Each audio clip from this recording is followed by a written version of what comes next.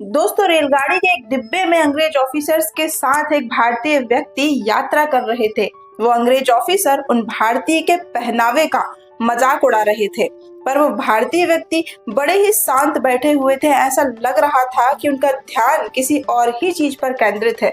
फिर वो अचानक से उठते हैं और उठ करके जोर से चिल्लाते हैं कि ट्रेन रोको।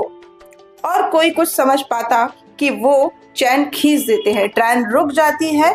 गार्ड दौड़ा दौड़ा आता है। अंग्रेज भड़क रहे थे और गार्ड उनसे पूछता है कि तुम क्या पागल हो गए हो? तुम्हें पता नहीं है क्या बिना वजह ट्रेन रोकना कितना बड़ा अपराध है?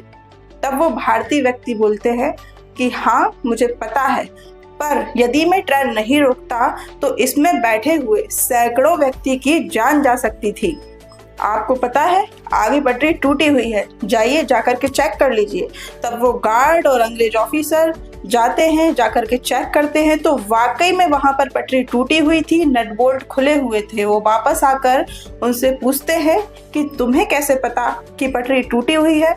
तब वो बताते हैं कि मेरा ध्यान ट्रेन की स्पीड पर केंद्रित था और जब पटरी में वाइब्रेशन हुआ तो ट्रेन की स्पीड में चेंज आया और उससे मैं समझ गया कि आगे पटरी टूटी हुई है, क्योंकि ऐसा तभी होता है।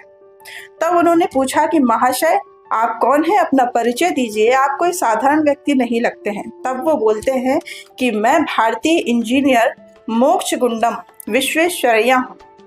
ये घटना दोस्तों हमें एक बहुत बड़ी सीख देती है कि यदि हमें किसी व्यक्ति का मूल्यांकन करना हो तो वो मूल्यांकन उसके पहनावे के आधार पर नहीं होना चाहिए। वो मूल्यांकन उसके ज्ञान और उसके संस्कार के आधार पर होना चाहिए, क्योंकि व्यक्ति का ज्ञान और संस्कार ही होते हैं जो कि जन्म जन्मांतर तक उसके साथ जाते हैं।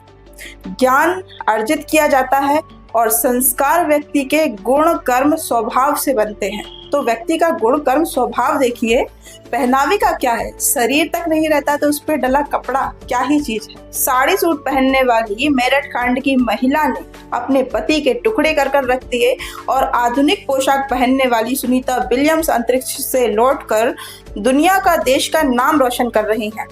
तो पहनावा जो होता है वो व्यक्ति अपने कंफर्ट के हिसाब से पहनता है, उसे उसमें खुशी मिलती है। जो व्यक्ति जितना ज़्यादा खुश रहेगा वो उतना ज़्यादा पॉजिटिव एनर्जेटिक रहेगा और ऐसा व्यक्ति ही अपने आसपास के व्यक्तियों को, अपने परिवार के लोगों को खुश रख पाएगा। तो जो लोग किसी व्यक्ति का मूल्यांकन उसके पहनावे के आधार पर करते हैं तो ऐसे व्यक्तियों के व्यक्तित्व पर ही संदेह उठता है।